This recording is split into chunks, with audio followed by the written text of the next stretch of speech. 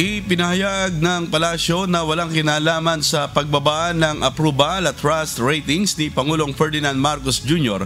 ang pagbebenta ng 20 pesos kada kilong bigas sa mga lugar sa Visayas. Ayon kay Palace Press Officer Undersecretary Claire Castro, bago pa man lumabas ang resulta ng survey ay nagpupulong na ang mga kinukulang ahensya ng pamahalaan kung papaano may sasakatuparan ng campaign promise na ito ng Pangulo.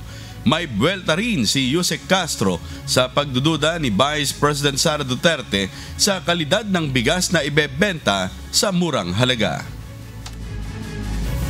Meron akong pagdududa na magbebenta sila ng 20 pesos per kilo na bigas pero hindi pang tao, pang hayop.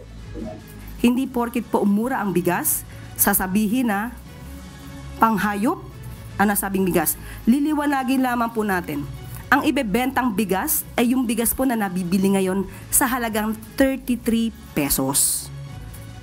So wag po nating maliitin ang mga farmers natin dahil local farmers po manggagaling ang bigas na ito.